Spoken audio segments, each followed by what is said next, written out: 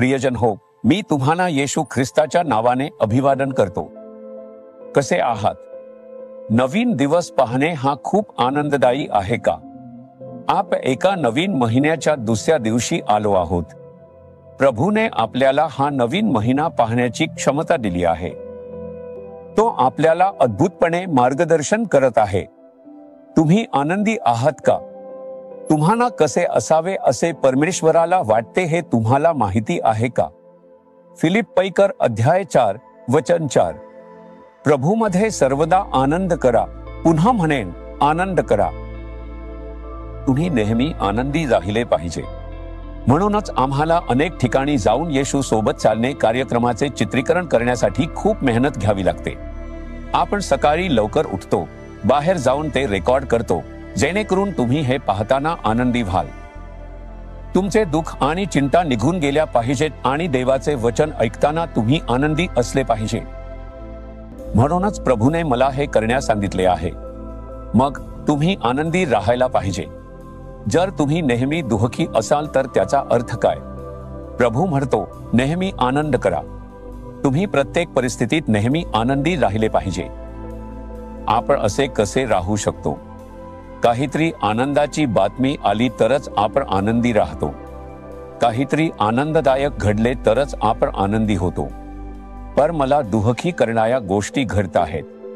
त्या सगळ्या गोष्टींचा विचार केला की माझ्या मनात भीती निर्माण होते।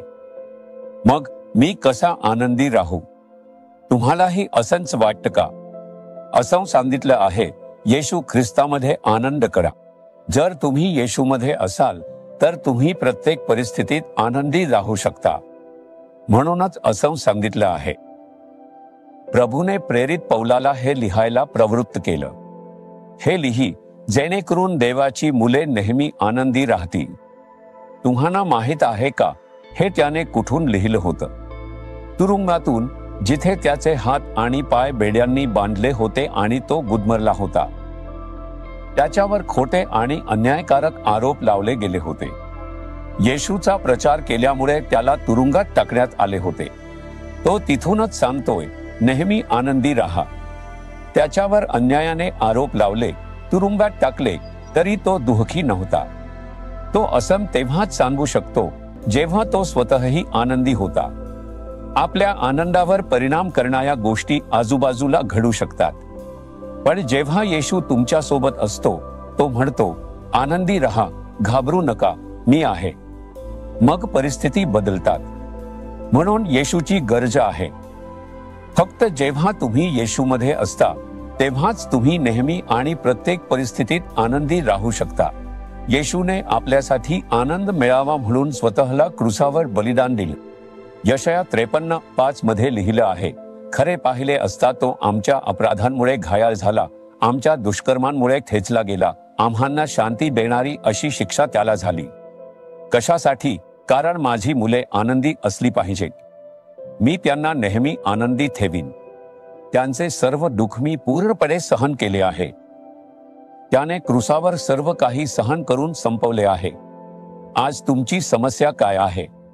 तुम्ही तुमच्या पतीमुळे, पत्नीमुळे, मुलांमुळे, आर्थिक संकटामुळे, कुणाच्या चुकीच्या बोलण्यामुळे किंवा एखाद्या अपयशामुळे दुःखी आहात का? तुम्ही दुःखी का आहात? येशूने सर्व काही पूर्वीच क्रूसावर सहन केले नाही का? कशासाठी? तुमच्या आनंदासाठी। माहित आहे का, जेव्हा तुम्ही आनंदी राहता काय घडते? आनंद करा, प्रभू मोठी कामे करेन। जेव्हा तुम्ही आनंदी राहता, प्रभू मोठी कामे करतो। तो असं का म्हणतो माहित आहे का? याचा अर्थ असा की तुम्ही येशूवर विश्वास ठेवता असं म्हणता। तो काळजी घेईल, मग मी का काळजी करावी? तो त्या विश्वासाचा मान ठेवून चमत्कार करू शकतो। तुम्ही दुःखी असता म्हणजे तुम्ही अविश्वास दाखवत आहात। तुम्ही येशूवर विश्वास ठेवत नाही। जेव्हा तुम्ही दुःखामुळे सत्य कबुली देता तेव्हा चमत्कार घडत नाहीत। म्हणून नेहमी प्रभूमध्ये आनंद करा।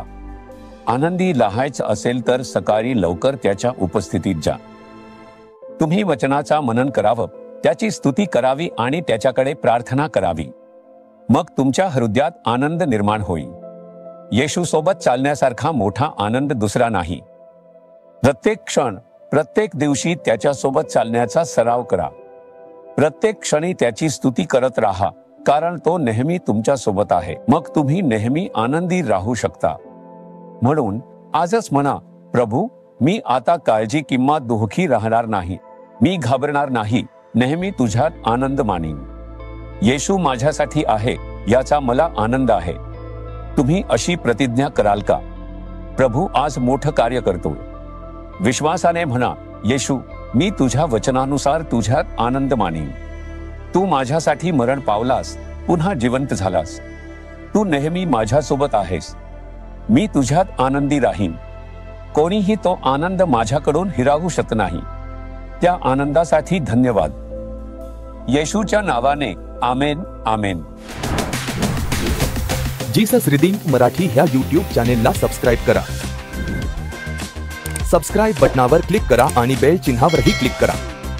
दररोजच्या नवीन कार्यक्रमांची माहिती मिळवा.